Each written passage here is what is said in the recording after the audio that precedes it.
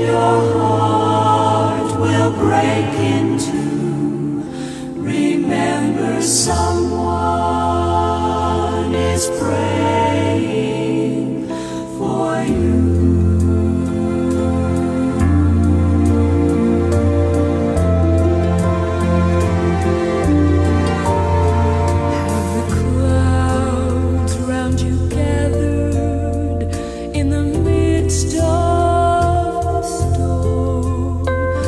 Your ship tossed and battered? Are you weary and worn? Don't lose hope, someone's praying for you this very day. And peace be still is already on the way.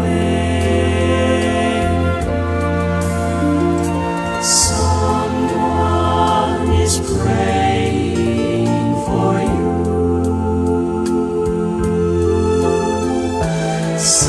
Someone is praying for you.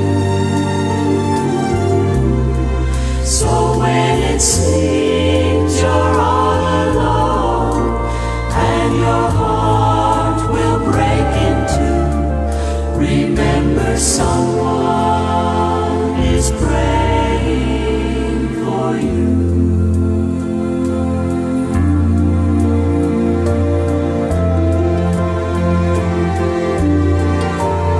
When it seems that you pray till your strength is all gone and your tears fall like raindrops all the day long, He cares and He knows just how much you can bear.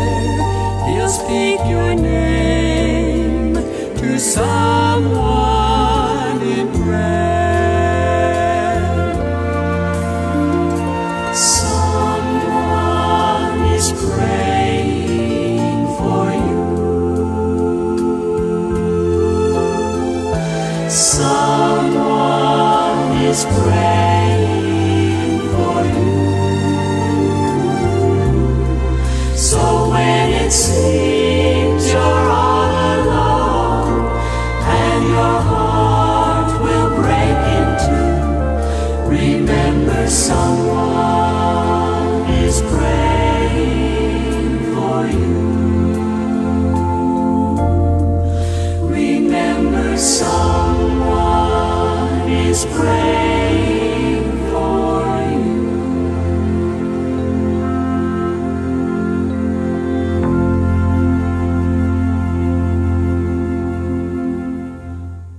If God can take a worn-out life like mine and make it whole, if He can turn the water into wine, if He can raise the dead, calm the sea, give light to the blind, it's such an easy thing to take a darkened life and make it shine. Jesus can do it all for you. He knows everything you need. He knows just what to do. You should have seen the way I was before I let Him through. If He did all this for me, I know that He can do it all for you.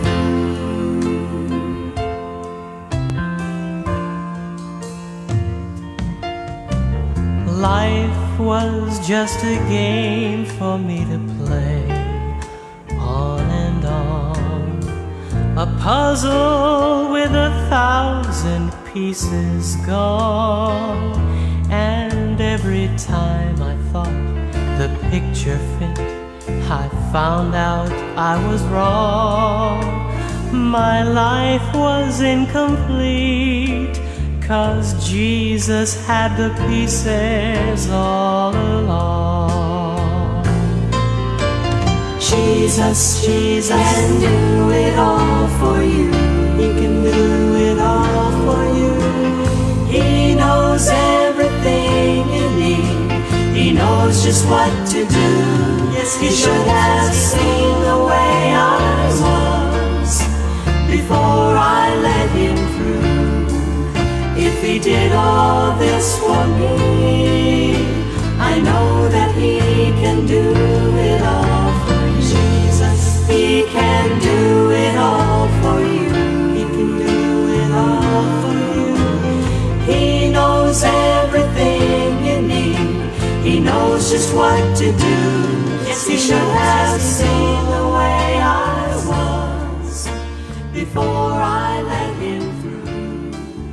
If he did all this for me, I know that he can do it all for you. I just keep falling in love with him over and over and over and over again.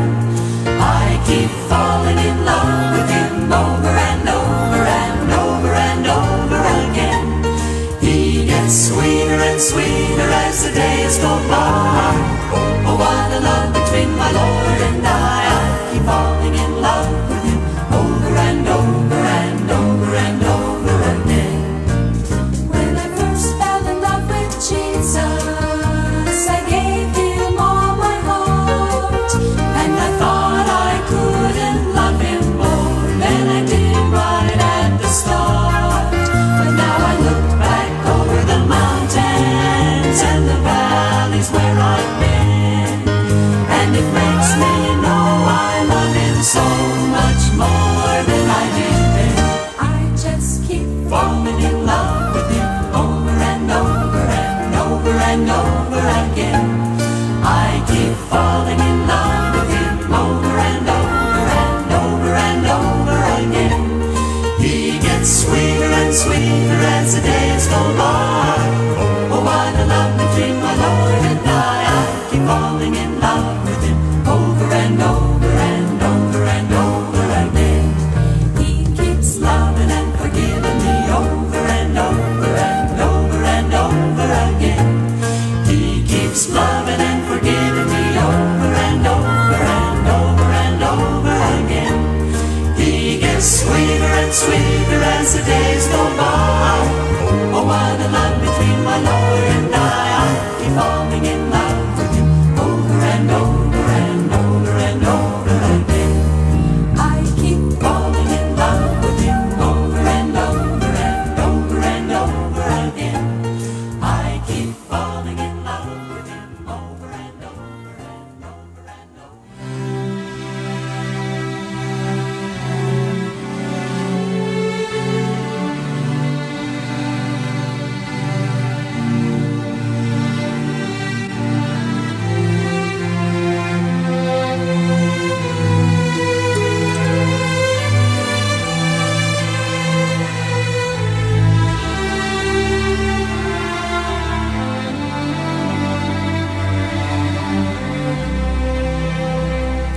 When peace like a river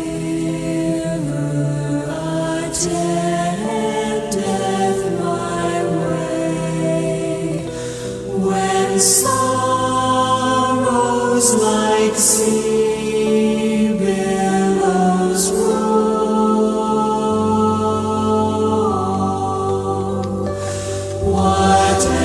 whatever my lot, thou hast taught me to say, it is well with my soul. It is well with my soul. With my soul. It is well with my soul.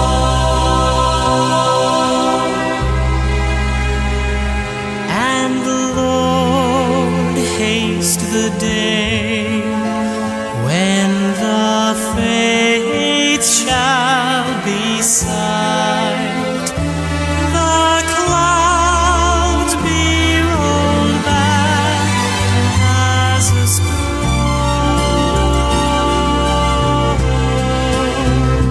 The trump shall resound, and the Lord shall descend.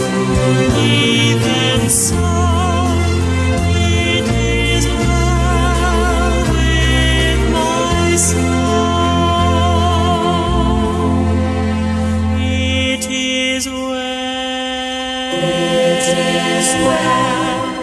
with my soul. With my soul, it is well, it is well with my soul.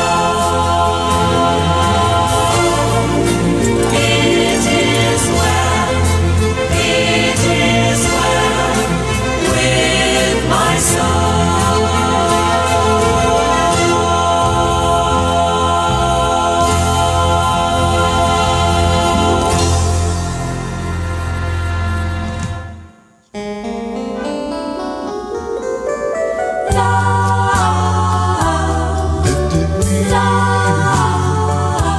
Higher and higher,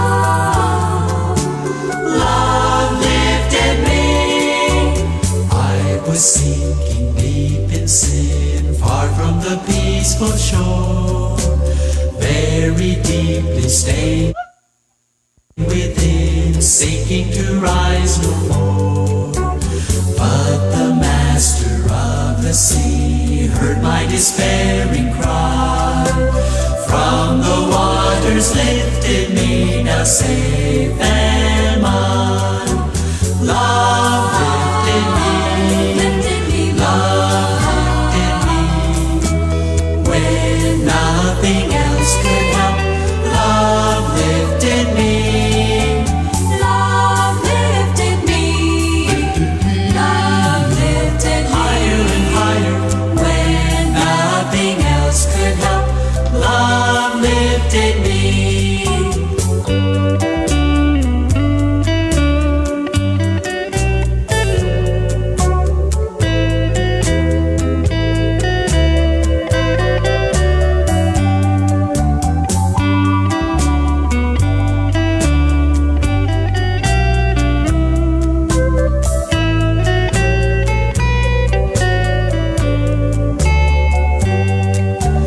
Love lifted me, love lifted me, when nothing else could help. Love lifted me, love lifted me, love lifted me. higher and higher, When nothing else could help. Love, love lifted me.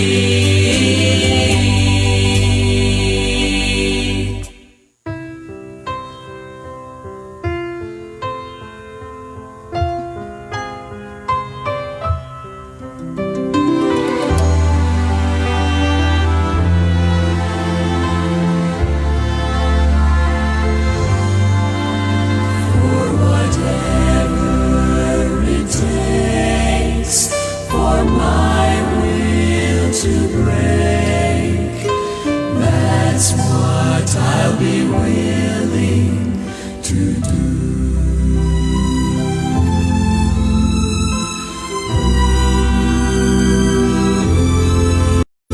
There's a voice calling me from an old rugged tree, and it whispers, draw closer to me.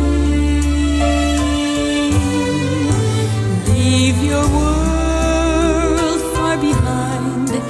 There are new heights to climb, and a new life in me you will find.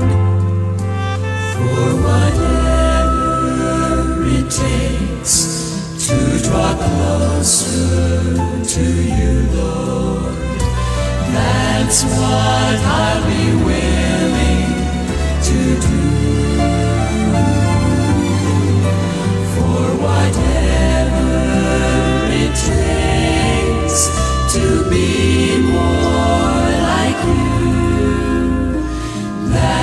what I'll be willing to do.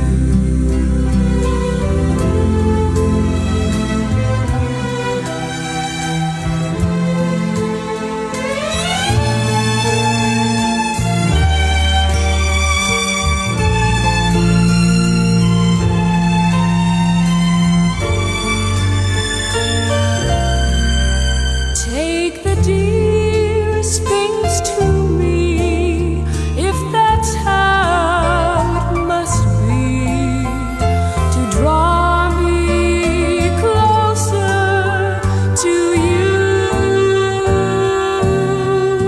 Let the disappointments come, lonely days without the sun. If there's sorrow, more like you I'll become.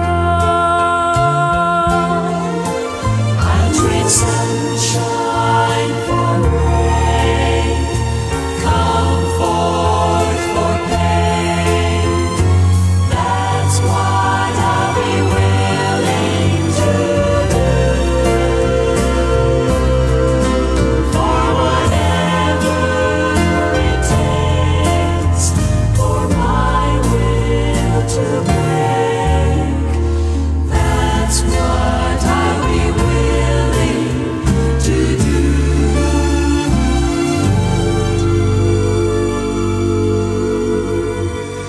That's what I'll be willing to do.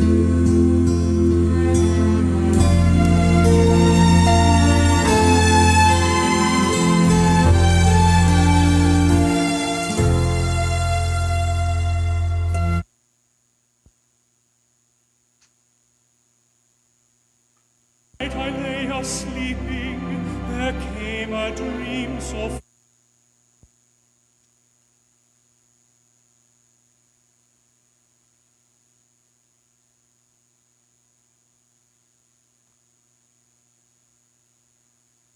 fair. I stood in old Jerusalem, beside the temple there. I heard the children singing, and ever as they sang, I thought the voice of angels in heaven in answer rang. I thought the voice of angels from heaven in answer rang. Jerusalem, Jerusalem, lift up your gates and sing. Hosanna in the highest. Hosanna to your King.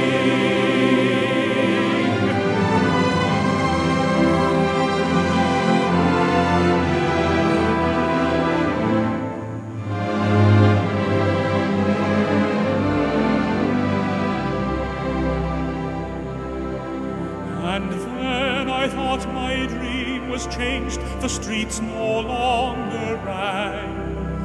Hushed were the glad hosannas, the little children sang. The sun grew dark with mystery, the morn was cold and chill, as the shadow of a cross arose upon a lonely hill. As the shadow of a cross arose upon a lonely hill. Jerusalem, Jerusalem, lift up your gates and sing. Hosanna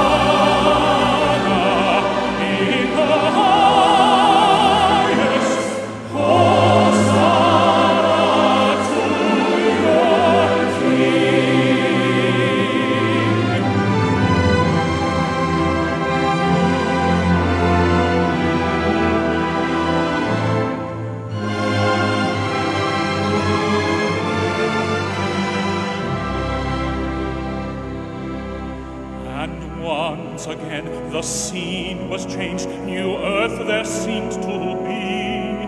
I saw the holy city beside the tideless sea.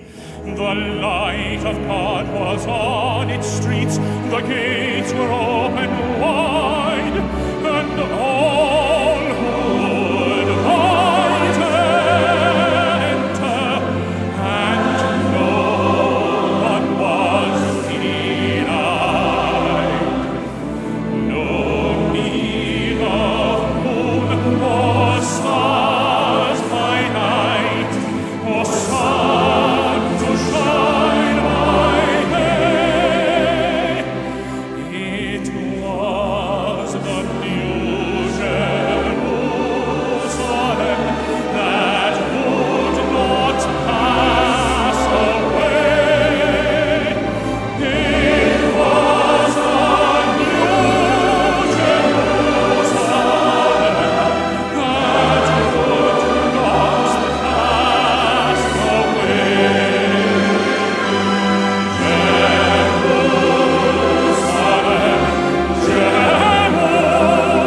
Jerusalem, sing for thine is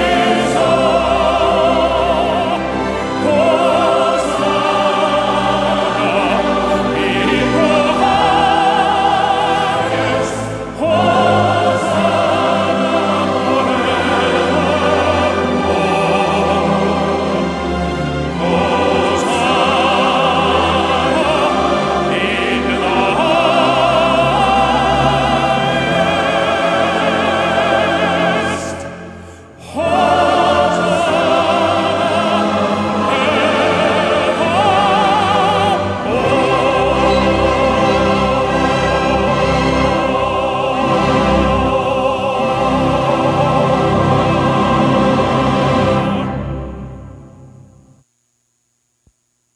Magandang gabi po muli mga kapatid at mga kaibigan. Narito po muli tayo sa programang pag-aaral po natin, mga aral ng katotohanan na siyang nagpapahayag na ang ating Panginoong Hesus ay malapit nang dumating. Kamusta po kayo? Narito po ulit tayo, araw po ng Biyernes. At ngayon ay gabi na ng Biyernes. Palubog na ang araw. Papasok na po ang araw ng Sabat, kaya binabati ko po kayo ng isang maligayang araw po ng Sabat. Kamusta po ang inyong maghapon? Kamusta rin ang ating isang linggong gawain? At naway nasa mabuting kalagayan po tayong lahat mga kapatid. Ano ba ang ating kalagayan sa ating buhay ngayon? Ay huwag natin kaliligtaan na meron tayong Panginoon Diyos na laging nakatanaw po sa atin, handang duminig, at handang tumulong po sa ating lahat. So, binabati po kayo ng isang magandang gabi, lalo na po ang ating mga kapatid na sa ibang dako ng lugar, na sa ibang bansa, maaaring, of course, pasikat na ang araw sa kanila. Magandang umaga, maaaring yung ibang lugar naman ay tanghali, hapon. So, binabati ko po kayo ng isang magandang pagbati at lagi kong dalangin na kayo po ay nasa mabuting kalagayan. May nagtanong po kanina sa akin, Ako po yung nasiyahan sa magandang tanong. Ito po ay tanong ni Sister Esther Uy. Sister Uy, magandang gabi at happy Sabat sa iyo. Kung ako daw po ba ay si kapatid na Ray. Opo, ako po yun. Kaya lang tumanda na tayo. Inabot na tayo ng ganitong edad. Kaya meron siyempre kapag ang tao ay tumatanda, yan naman ay nasa banal na kasulatan, nagde-deteriorate tayo. Tumatanda tayo, kumukulubot, pumuputi na mga buhok natin. So, ako po yun, kapatid na Esther Oy, yung inyong nakilala noon na kapatid na Ray. Kamusta po kayo? And of course, narito si Sister Concepcion at sumusubaybay din sa atin. Kapatid na Concepcion, kamusta po kayo? At kamusta ang inyong asawa? Naway na sa mabuting kalagayan po. Mga kapatid, ngayon po ay Biyernes ng gabi. It is considered as a Sabbath day. Pasimula na po ng araw ng Sabado, araw ng Sabat na pangingilin at ang ating, of course, yung ating mga iglesia sa iba't ibang dako ay nagpupulong ngayon bilang pagsalubong sa araw ng Sabado. At Ngayon po ay ang iba natin mga kapatid, maaaring kauuwi pa lang sa kanilang mga tahanan, nag-aayos, and of course, mga hapunan, siyempre, and preparation para sa kinabukasan ng ating pagsamba. At ang iba nating mga kasamahan sa ibang iglesia dito po sa area po ng Quezon City. At makikita natin na lockdown pa rin, wala pa rin face-to-face na pagsamba, virtual pa rin, ibig sabihin ginagamit pa rin natin ang Zoom sa mga bahay-bahay para magkaroon tayo ng patuloy na pagsamba at hindi maputol ang ating paglilingkod sa ating Panginoon. Kayo man ay happy Sabbath sa inyong lahat, mga kapatid. At meron po tayo ritong i-entertainin ng mga katanungan. Meron pong mga tanong na pumasok dito. Pero bago nating sagutin yan at dyan iikot ang ating paksa ngayon, yung may kinalaman pa rin po kagabi sapagkat marami pong nag-message sa akin. Sabi niya gano'n, sabi niya, Brother Ray, yung inyong topic kagabi ay mahalagang mapakinggan ng marami, lalong-lalo na ang ating mga kabataan sa ating henerasyon ngayon, Yung tinatawag nating millennial, yung tinatawag natin mga makabago, yung Christian modernism na tinatawag natin mga makabagong pamamaraan ng pagsamba, mga paging sa pananamit, pati sa pagsusuot ng anumang mga bagay sa ating katawan, at yung ginagawa ng mga tao sa kanilang katawan sa panahon po natin, kakaiba na nakikita natin na tayo lumalayo na roon sa prinsipyo, doon sa mga aral ng ating Panginoon na hindi na kaayon ng aral ng ating Panginoon. So, bago po tayo magpailang lang ng ating patuloy na magandang pag-aaral sa loob ng 1 oras at kalahati, of course, nag-iimbita akong patuloy kung meron po kayong gustong itanong, ay isulat nyo lamang, ipadala nyo lamang sa pamamagitan ng chat. Meron tayong messenger dyan sa bandang ibaba. Isulat lamang po ninyo, i-type nyo lang. At sa tulong po ng ating Panginoon, aking paglilingkuran ng inyong mga katanungan. And of course, hindi rin natin nakakalimutan mga kapatid sa ating kapanahunan, meron tayong pandemya, Meron tayong iba't ibang mga kapatid na tinatamaan ng mga sakit, iba't ibang uri ng mga suliranin o anumang karamdaman, ay wag po kayong magkatubili na magpadala po ng inyong prayer request. Sama-sama po nating idadalangin yan. At of course, kahit tayo na sa individual ng pangatahanan natin, ay ipanalangin natin ang ating mga kapatid na dumaranas ng kanilang mga karamdaman. Para alam po ninyo, ang panalangin, napakahalaga niyan. Sa susunod, yan po ang ating tatalakayin. Maganda po yan, yung mga panalangin. Ano ba ang kahalagahan ng panalangin sa harapan ng ating Panginoon? Ano ba nangyayari sa ating mga panalangin? Meron bang panalangin na hindi umaabot sa langit? Meron bang panalangin na hanggang lupa lang? Ano po yung mga panalangin na nakakaabot sa itaas ng langit sa harapan ng ating Panginoon? At ano nangyayari sa ating mga panalangin kapag nakaabot ito sa itaas ng langit? Ano ang paliwanag ng Biblia? Paano po itinuturo at pinakikilala po sa atin ang kahalagahan ng pananalangin ng isang taong umiibig sa Diyos at naglilingkod sa ating Panginoon. Okay? So, bago po tayo magpatuloy, ay samahan niyo po ako mga kapatid, mga kaibigan, sa isang pagbubukas na panalangin po natin para gabayan po tayo sa ating pag-aaral. Tayo po'y manalangin. Ama naming Diyos na makapangyarihan po sa lahat na ang tahanan ay nasa mga langit. Patuloy po kaming nagpapasalamat bawat isa matapos po ang isang linggong lumipas. Supapit na naman po kami sa araw ng kapahingahan, ng araw ng Sabat na ito. Salamat po ng marami, Panginoon naming Diyos, napakabuti niyo po. Ano man ang umabot sa aming buhay, ano man ang aming mga naging karanasan sa ibabaw ng lupa, ay nakatuon po kami sa inyo. At kami, Panginoon, ay sumasampalataya na kami hindi ninyo pababayaan. Sa mga sandali pong ito, ang programang ito, mga aral ng katotohanan, ay patuloy ko pong itinatagubilin sa inyo, Ama. Kami po'y humihingi na patuloy na gabay na mula po sa inyo sa langit. Samahan po nawa kami ng inyong banal na Espiritu Santo upang lahat po kami, bawat isang nakikinig, ay gabayan po kami, dalhin kami sa landas ng iyong katwiran, mabuksan ang aming mga puso't isipan na handang tumanggap ng mga katotohanan na ipinahahayag ng inyong banal na kasulatan. Panginoon, maranasan po namin ang lahat ng ito At kalakip na rin po ang paghingi namin ng kapatawaran sa lahat ng aming pagkukulang, sapagkat ang lahat ng ito, Ama, ay inilalapit po namin at dinadalangin po namin sa matamis na banal na pangalan ng aming tagapagligtas na si Jesus na aming Panginoon. Amen.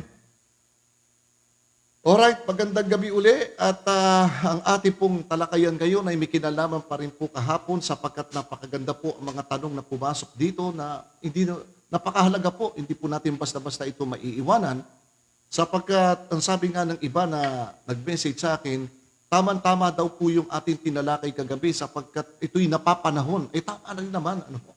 Tama naman po, ito po'y napapanahon talaga.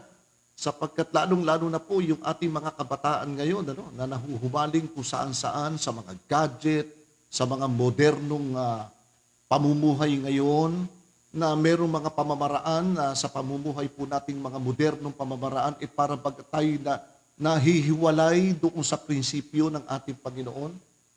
Parang tayo ay namumuhay na hindi na tayo lumalakad doon sa pinakaaral ng ating Panginoon. Alam po ninyo mga kapatid, mga kaibigan, lalo sa mga sumusubaybay sa atin na mga kaibigan po natin, anumang uri ng inyong relihiyon. Alam po ninyo, may pinaalam po sa atin ng Panginoon. Itong ating kinabubuhayan sa lupa ay meron pong naghahari dito na siyang nagdadala sa maraming mga tao patungong papalayo po sa Diyos. Pakinggan po ninyo sa isang talatang ito sa aklat ng Mateo, the book of Matthew, chapter 4, verse 8 and 9. Sa aklat ng Mateo, kapitulo 4, na ang bersikulo po ay 8 at 9, ganito po kababasahan po natin. Pakinggan po ninyo, napakaganda po nito. Muling dinala siya ng dyablo sa isang tuktok. Ito po'y panahon ng tinutukso ng dyablo ang ating Panginoong Jesucristo. Nung matapos siyang tumanggap ng bautismo, dinala ang ating Panginoong Jesucristo sa isang bundok na lubhang mataas. Tignan ninyo. Sa isang lubhang mataas na bundok, doon dinala ng dyablo ang ating Panginoong Jesucristo. At pagkatapos, ipinamala sa kanya ang lahat ng mga kaharian sa sanlibutan at ang kaluwalhatian nila. Kita ninyo. Pinakita sa ating Panginoon ang lahat ng kaharian. Naku, kaningdingan ng sanlibutan ito. Pati ang kaluwalhatian, kapangyarihan, kagandahan ng sanlibutan ito ipinakita sa ating Panginoon. Ano ang sabi ng dyablo sa ating Panginoong Jesucristo? Pakinggan po natin sa versikulo 9. At sinabi niya sa kanya, lahat ng mga bagay na ito ay ibibigay ko sa iyo kung ikaw ay magpapatira pa at sasambahin mo ako. O, kita nyo? Maging ang dyablo po, ang dyablo na ating kalaban at kaaway po natin, na siyang kumakaaway din po sa Diyos, ay nagtuturo sa tao na ang tao'y dalhin sa makasanlibutang kabuhayan at sa kaluwalhatian ng sanlibutan ito. At may sinabi pa ang dyablo, lumuhod ka, magpatira pa ka sa akin at sambahin mo ako. Mga kapatid, mga kaibigan, baka hindi nalalaman ng maraming mga tao na maraming tao ang sumasamba sa dyablo na hindi nila nalalaman. Alam po ninyo, ang dyablo maraming iba't ibang pamamaraan para ang tao'y mapasamba sa kanya na wala tayong kamalay-malay na tayo'y sumasamba sa kanya. Sa panong pamamaraan? Abay, maraming paraan. Maraming paraan na ang dyablo ay naglalagay ng pain sa lahat ng mga tao para mapasunod niya. Meron bang mga taong sumusunod sa dyablo? Ay meron po, napakarami. Pakinggan po natin sa isang talata po ng unang Timoteo. Sa Kapitulo 5, may binabanggit ng ganito ang Apostol Pablo na itinuro sa kanila ng ating Panginoong Jesucristo. Pakinggan po ninyo sa unang Timoteo na ang kapitulo po ay dito po sa Kapitulo 5 na ang bersikulo ay 15. 5:15 po ng unang Timoteo. 1 Timothy 5:15. Ito, pakinggan po natin. Ito pagkakasabi. Sapagkat ang mga iba'y nagsibaling na sa hulihan ni Satanas. Kita nyo?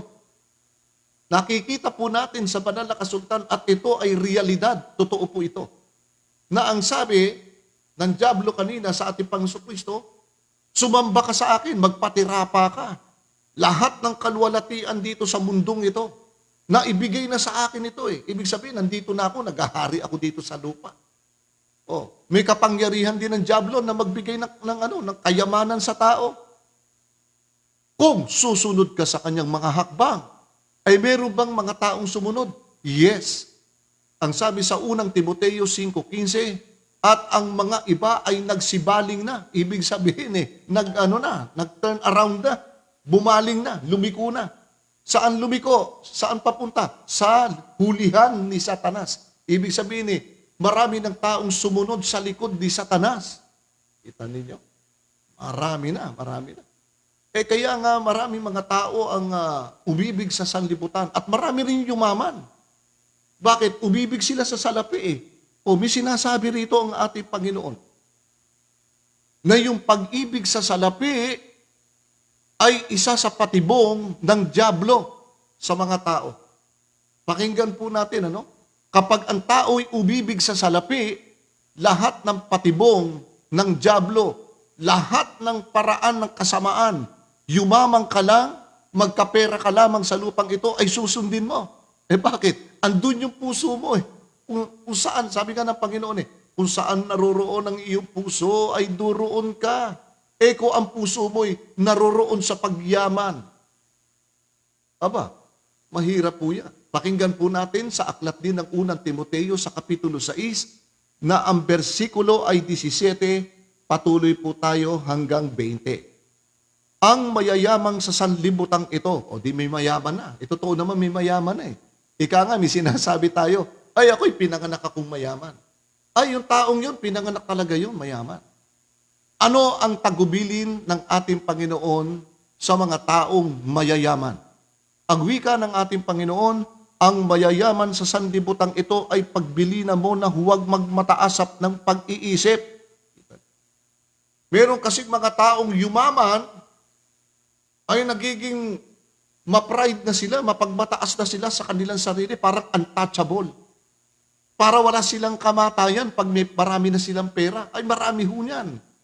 Kaya ang sabi, ang mga mayayaman ay pagbilinan mo na huwag silang maging mapagmataas ng pag-iisip at huwag umasa sa mga kayamanan na di nananatili, kundi sa Diyos na siyang nagbibigay sa ating sagana ng lahat ng mga bagay upang ating ikagalak. Kita nyo?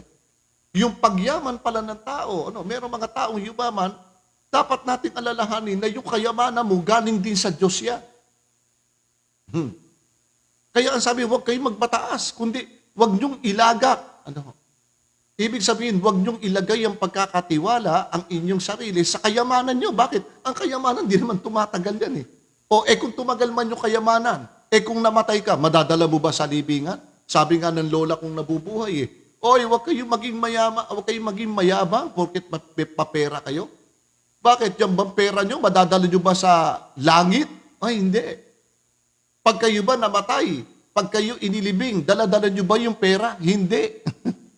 Binakita nga ako, patay Sabi ko nga nung isang gabi sa inyo, nakaburol, nakalagay sa kamay, 200 Biro mo 200 lang nadala niya. Ha? Sa hinaba-haba ng buhay niya, 200 lang ang nadala sa kamay niya nung siya'y nakaburol. O, kita nyo? Pagkatapos, pagka ililibing na, kukunin na yung pera sa kamay. Di wala rin. Kaya ibig sabihin, wala tayong madadala. Tuloy natin ang basa. Sila'y magsigawa ng mabuti, na sila'y magsiyaman sa mabuting gawa. Wow! Nice! Amen, mga kapatid. Ang sabi, doon sa mga mayayaman, gumawa kayo ng mabuti, magpakayaman kayo sa gawang mabuti. Opo, mga kapatid. Alam ko, yung gawang mabuti, naiipon yan Naku, marami tayong karanasan dyan. Pag gumawa ka ng mabuti, napipraise ka ng mga tao, pinagkakatiwalaan ka. Lalo na kung mayaman ka, mabuting tao ka ba? Aba, yung iba nga halos sambahin ka na Di ba?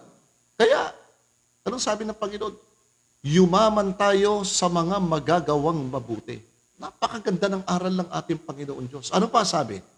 Na sila'y maging handa sa pamimigay, maibigin sa pamamahagi. O kita niya. Kapag mayaman ka pala, sabi ng Panginoon, gumawa ka ng mabuti, magpakayaman ka sa gawang mabuti, mamigay ka, mamahagi ka, sabi ng ating Panginoon. Ibabahagi mo yung kayamanan mo. Ano? Ay, yung iba ayaw. Ayaw. Ayaw. Akin ito. Kayamanan. Ano? Kaya, ano pa sabi? Na mangagtipon sa kanilang sarili ng isang mabuting kinasasaligan para sa panahong darating upang sila'y pakinabanga, kapanibangan sa buhay na tunay na buhay. O Timoteo, ingatan mo ang ipinagkatiwala sa iyo na ilagan mo ang mga usapang walang kabuluhan at ang mga pagsalungat ng maling tawag ng kaalaman. Kita ninyo. Napakaganda po ang sinabi ni Apostol Pablo rito. Napakaganda po. Kayong mga mayayaman, ang sabi rito, huwag kayong maging mapagmataas sa inyong mga sarili. So, yan po, ano? Kaya tayo nabaling ng konti rito sa usapang ito, sapagkat ito'y continuation. Meron pong mga request dito sa akin. At ito po, isasagutin ko na rin yung mga tanong ngayon. Ano? Ay, may nagtanong ngayon kasi nauwi tayo kahapon doon sa pagtatato. May aral po ang Biblia. Mga kaibigan namin, mga Kristiyano, ano ba ng relihiyong inyong kinaaniba? Katoliko ka man, Protestante ka man, o ikaw ay Muslim o Budista, ano man ang ating kinalalagyang paniniwala. Iisa lang ang Diyos na dapat po nating kilalanin, walang iba kundi yung Diyos na nasa langit. Ganun pa man, may iba't ibang pananaw pa rin ng mga tao, yung iba't ibang relihiyon tungkol sa Diyos sa langit. Pero, iisa lang po yung aklat na dapat natin pagsaligan. Walang iba kundi ang Biblia. Narito po ang lahat ng aral. Ang panawagan po sa atin na lang mga Kristiyano, sa ating mga mananampalataya. Huwag na tayo lumayo. Dito na lang sa atin mga Kristiyano. May aral na ang aral sa atin ay Christian modestnism. Modest. Simpleng pamumuhay. Simpleng pagkatao ang tinuturo. Meron pong mga aral ng ating Panginoon, lalo na sa mga kababaihan, na dapat tayo po ay naka-abide, nasunod tayo doon sa pamamaraan at aral ng Diyos, mga kapatid, mga kaibigan.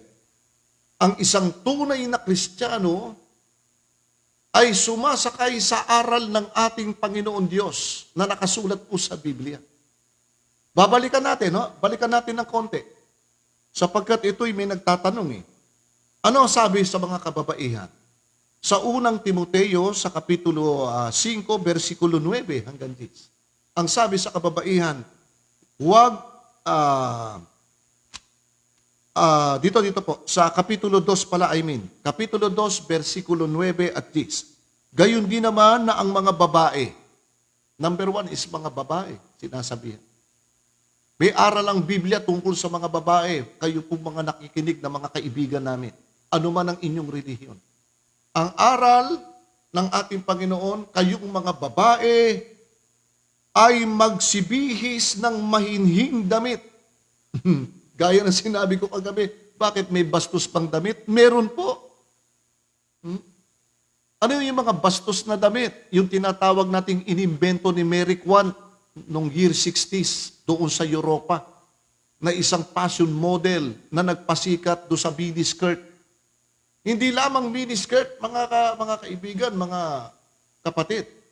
Yung usong damit na lowest dito, hindi lang ako babae, hindi ko alam yung tawag doon, yung mababa dito sa dibdib. Labas na yung dibdib ng babae, konti na lang ang natatakpan. Isa rin po yun sa inimbento ng year 60s pa.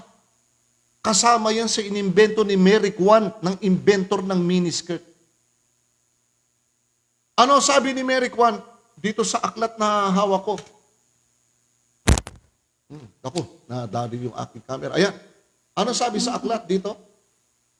Ang sabi ni Mary Quant, inimbento ko ang mga damit na yan, na miniskirt, para mag-attract ng mga lalaki and to invite sex. Kita nyo? Hindi alam ito ng mga kababaihan. Suot sila ng mga suot. Sabi nila, takbo ako sa... Pagka hindi ako nagsuot dito, parang outcast ako sa mga tao. Hindi ba? Kapag hindi ako nagsuot ng mga modernong damit ngayon, ng mga miniskirt, yung mga sleeveless, naku, kita na yung kilikili. Kita na yung gilid dito. Ano? Kapag hindi ako sumunod sa uso, outcast ako, hindi ako papansinin ng mga lalaki. Hindi lalabas yung aking beauty. Di ba? Ano susuotin ko para akong maging center of attraction habang ako'y naglalakad sa mall? O hindi magsusuot ako ng moderno? Ano ba mga moderno ngayong makasanlibutang damit ngayon? Yung tinatawag ng Biblia na hindi mahinhing damit. Yung pagsusuot ng mga shorts ng mga babae ngayon, nakalabas na, nakalabas na halos ang puwet. Kaya yung mga lalaki, nagkakandaduling doon sa likod. Pagka natignan naman ng mga lalaki, sasabihin ng babae, mga bastos na mga lalaki to, mga manyak. Ay, napagbintang na pa yung mga lalaki, manyak. Paano hindi mamamanyak sa iyo, isuot mo, ilabas yung puwet mo? Di ba? Nag-uusap tayo ng realidad, mga kaibigan, sapagkat nabubuhay na po tayo sa mga huling araw na ito. Ang wika ng Biblia, ang mga babae ay magsuot ng mahinhing damit. Ano pa? At magbihis ng katimtiman na may hinahon. O kita nyo, bakit may damit pang walang hinahon? Marami. Marami. Minsan nga, nagpupunta pa doon sa swimming pool Naliligo, nakatibak na lang. Ay, grabe. Ako, nanay ko. Hindi mahinhing kasuotan yun. Ano pa sabi rito? Merong hinahon na pananamit. Yan ang tinatawag nating the Christian modestnism. Kabaliktaran naman ng modest ay the Christian modernism, mga moderno. Kaya yung pagiging moderno sunod sa moda, mayroong mga moda ngayon na hindi sunod sa kalooban ng Diyos. Kaya yan ang mga patibong na dyablo na sinasabi ko po sa inyo, mga kapatid. Patibong ho yan bakit? Sa mga huling araw, yung lust of the eye, yung pagnanasa ng yung pita ng mata, ay naku po, napakarami niya. Isa na nga yan, yung mga pananamit na yan. Ano pa? Na hindi nararapat sa babae ang mga bastos na mga damit. Ano yan? Yung sinasabing, hindi ng mahalagang hiyas ng buhok at ginto o perlas o damit na mahalaga. Kita nyo? Pati yung pagsusuot ng alahas ng mga babae, ayaw din ng Panginoon. Sabi nga nung iba babae, paano yun kung wala akong hikaw? Hindi ako maganda tignan. Bakit? Gumaganda ka lang ba pagka may hikaw? Diba? Paano? Ano ba yung halaga? Bakit may nakalawit pa rito sa dito sa leeg at katakot-takot ang mga singsing dito? Bakit? Ano ibig sabihin ng pagsusuot natin ng mga alahas? Para ba tayo maging center of attraction? Pero sa tinatawag nating Christian modestnism, mula sa aral ng Panginoon, na hindi tayo kasuklam-suklam sa harapan ng Panginoon, ay magsuot tayo ng mga bagay na sang-ayon sa paningin at kalooban ng ating Panginoon Diyos. Kaya ang sabi, ang mga babae din naman ay magsipagbihis ng mahinhing damit na merong hinahon at hindi sa pamamagitan ng mga hiyas ng mga buhok, hindi sa pamamagitan ng mga alahas, hindi sa pamamagitan ng mga perlas at ng mga mamahaling mga damit. Naku, dami niyan. Pinalalayo po tayo dyan. Patibong po ng kaaway yan Ang gusto ng ating Panginoon ay sa mga babae ay simplicity. Simple. Hindi tayo nababastos sa harapan ng mga tao. Kagalang-galang sa harapan ng tao. Simple. Kung magsuot ka dyan, may nauso nga, napakahaba nga nung damit. Sayad hanggang paa yung suot ng damit ng babae. Kaya lang, may hati naman doon sa gilid. May slit ba tawag doon? Slit? Kung di ako nagkakamali, sa mga babae. Pagka umupo yung babae, tanggal din yung haba ng damit. Lalabas din yung hita mo. Kita nyo? Kaya, we are talking the truth. Nag-uusap tayo ng katotohanan sapagkat ang topic, ang programang ito, ang pamagat nito ay mga aral ng katotohanan. Alright, ano pa isang makakasuotan ng mga lalaki at babaeng kasuklam-suklam sa harapan ng Diyos? Buksan natin ang Deuteronomio, Kapitulo 22. Sorry. 22:5. Pakinggan po ninyo kung meron kayong mga Bible, ay buksan ninyo, sabayan ninyo ko. At kung wala naman kayong Bible, ay i-jot down ninyo, lapis at papel, para at least nababasa ninyo mamaya pagkatapos ng programa. Ano sabi po sa Kapitulo 22, versikulo 5? Ang wika ng ating Panginoon, ang babae ay huwag mananamit ng nauukol sa lalaki. Pati mga babae ngayon, wala na rin pagkakaiba sa kasuutan ng mga lalaki. Lalo na yung tinatawag natin third sex. Nako, ayaw ng Panginoon yan. Walang nilalang ang Diyos na ikatlong sex o ikatlong tao na iba ang kanyang kalagayan, mga kapatid. Tandaan po natin, ang nilikha ng Diyos ay dalawa lang. Babae at lalaki. Walang LGBT. Wala niyan. Walang ikatlong gender. Walang tomboy. Wala ring bading. Walang bakla.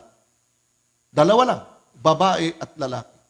Kaya ang bili na bili ng Panginoon sa mga lalaki, naku, lalo na sa mga lalaki, ang dami ho ngayon. Ang sabi sa mga babae, ang babae ay huwag mananapit ng nauukol sa lalaki, ni ang lalaki ay magsusuot ng pananamit ng babae. O, kita nyo? Sino gumagamit nito? Di yung mga third sex. Kaya yan third sex, ayaw ng Panginoon yan. Kasuklam-suklam sa Panginoon na merong third sex na gumagawa ng mga ng karumal-dumal sa harapan ng Diyos. Ayaw ng Panginoon yan, lalaki sa lalaki, babae sa babae. Kaya nga ginunaw yung Sodoma eh. Alam niyo ba ibig sabihin ng Sodoma? Sa panahon natin, sodomy. Naku, ginagawa ng... Naku, mahirap na lang banggitin mga kapatid. Meron mga lalaking ginawa ka ng Diyos. Pinanganak kang lalaki, paglabas mo, suot mo, babae. Kawawa naman yung nanay at tatay mo. Tuwan-tuwa sila, wow, naku, yung anak ko lalaki, nakalalaki rin ako. Lumaki yung bata, babae din pala. Di ba saklap noon? Na-discourage yung magulang. Bakit? Abay, may anak ko kung lalaki, pero kumikembot. Pagkatapos mahilig sa manika. Pagkatapos mahilig sa damit ng babae. Ano sabi ng Panginoon? Ang mga lalaki ay huwag magsusuot ng mga damit ng mga babae na kung dami nagsuot ngayon yan. Ano sabi ng Panginoon sa mga gumagawa niyan? Basahin natin. Ang mga babae ay huwag mananamit ng nauukol sa lalaki, ni ang lalaki ay magsusuot ng pananamit ng babae, sapagkat sino mang gumagawa ng mga bagay na ito ay karumal-dumal sa Panginoon mong Diyos. My God, huwag tayong ganon, mga kaibigan namin diyan. Mga kapatid, pag lalaki tayo, let us be a man. Pag babae tayo, magpakababae tayo, magbihis tayo, sabi ng Panginoon, magbihis kayo ng mahinhing damit. Kayo ding mga lalaki, mahinhing damit. Alam po ninyo, maikwento ko side comment, Bagay, malaki pa oras natin. Alam po ninyo, nung kabataan namin, yung pantalon po namin, mabutasan lang ng konti, ayaw na namin suotin. Nakakahiya, may tahi. Di ba? Dahil sa kahirapan ng buhay namin doon, tinatahi na lang namin. Kahit pabaralbal yung tahi wala naman kaming perang pambili noon. Wala talaga. Mabuti ka mo, yung pantalon ko itim. Di sinulid ko itim din, tatahiin lang. Kahit palita, butas, kahit nung panahon po namin, di ba, Ka-Eddie? Yung panahon po natin, Ka-Eddie Sugitan, yung pantalon natin pagka nabutasan kahit maliit lang, nahihiya na tayong suotin dahil sa kahirapan ng buhay namin noon, Pasalamat ako, pantalon ko itim. Eh di may sinulit akong itim, di tatahiin kong itim. Pero ngayon, iba na eh. Iba na ho ang pananamit ngayon, lalo na sa mga babae. Ang gusto ng mga babaeng pantalon ngayon na sinusuot nila, lalo na yung maong, pinupunit nila. Pride pa sila. Butas-butas yung pantalon. Naglalakad sila, taas noo pa. Ha? Taas noo. Pinakikita nila sa tao yung kanilang mga legs, butas-butas yung pantalon. Eh kami nga, nung kabataan namin konting butas lang ang pantalon, nahiya na kami magsuot na may butas yung pantalon namin. Pero ngayon, ano sabi ng kabataan? Nay, pakikungaho yung maong ko, pakigupit nyo lang, tastasin nyo lang ho. Eh sabi nung inay, eh bakit ko tatastasin anak? Eh suot mo yan, susuotin mo, damit mo yan. Eh nay, yan ang uso ngayon eh. Punit-punit na pantalon. Kita nyo?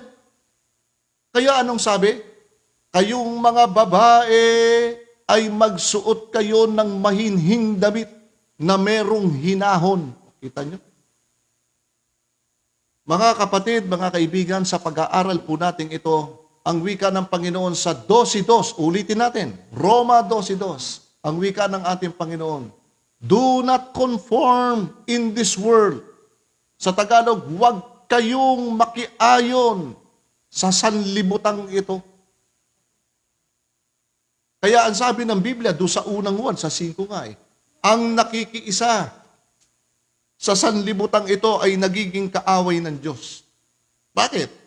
Kasi yung sanlibutan tinutukoy dito yung mga paraan ng maling pamumuhay na makasanlibutan. Yan ang ayaw ng ating Panginoon na tayo ay makitulad doon, mga kapatid. Kaya ang sabi, maging iba tayo. Gaya ng sinabi ko rin kahapon, nabasa rin natin doon sa 2 Korinto, tayo po ay panuurin ng mga tao. No? So tandaan po natin yan, itanim natin. At narito po ang may isang tanong dito ay galing ito kay Brother Jason. No? Kay Brother Jason. Ano apelido ni kapatid na Jason? Si kapatid na Jason Katungal. Yun daw po bang nagpalagay ng tato? Yung naglagay ng tato. Yun ba? Teka ha, ito kinukuha ng aming direktor yung katanungan dito. Bilisan niyo po, Direk. Pasensya na po kayo sa Direk namin, mabagal. Thank you, Direk.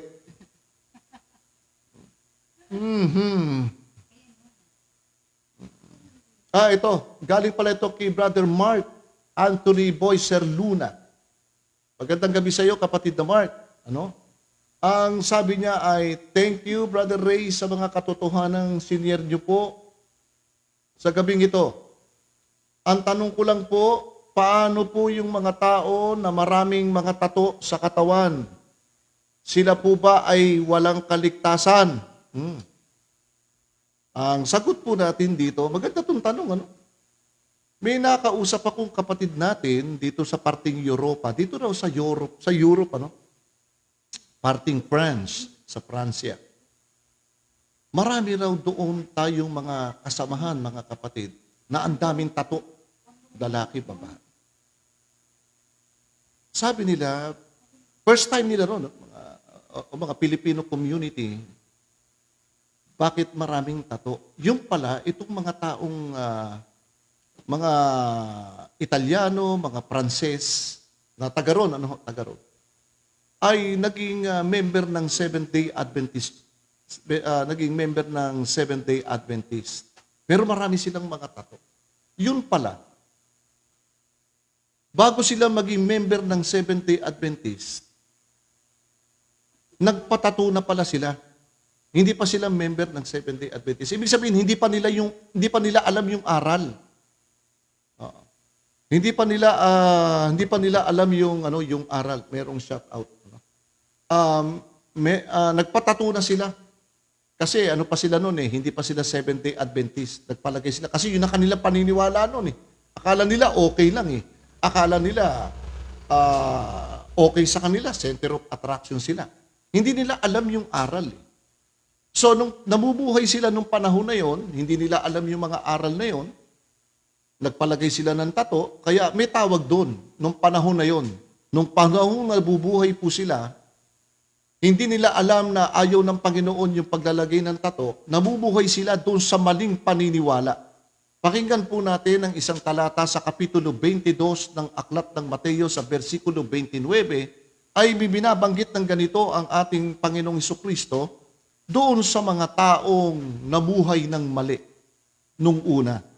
Sa Kapitulo 22:29. Hindi porket may tato ay hindi na sila ligtas. Depende po sa kanilang sitwasyon.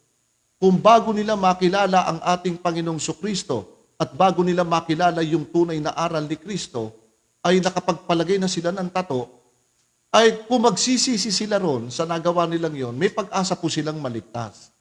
Maliban na lamang ang tao na sa katotohanan na, alam na yung mga aral ng katotohanan, pagkatapos dilabag pa rin nila, nagpatato pa rin sila, yun ang tagilid sa kaligtasan. Tingnan natin. Sa 22:29 ng Mateo, may binanggit ang Panginoong Hesukristo ito. Ngunit sumagot si Jesus at sinabi sa kanila, nangagkakamali kayo sa hindi pagkaalam ng mga kasulatan, ni ng kapangyarihan man ng Diyos. Tignan po natin yan. Noon sila'y namuhay, kapatid na Mark, ang mga kapatid nating ito, namuhay sila na walang kaalaman sa kasulatan ng ating Panginoon. At dahil wala silang alam sa kasulatan, hindi nila alam yung katotohanan, so nagpalagay sila ng tato. Yun ang isip nila, kanal na tama yun eh. Nagpalagay sila ng tato. Ngayon, nakilala nila ang Panginoong Hesukristo. Nakakilala sila ngayon, nakapakinig ng pabalita ng ating Panginoon. Nalaman nilang mali yung ginawa nila bago sila makarinig ng katotohanan. Ngayon, may pag-asa po ba silang maligtas? Ay, meron po. Meron pong pag-asa yon. Sa isang kondisyon, kung yung mga taong yon ay nagsisi sa nagawa nilang pagkakamali nung una.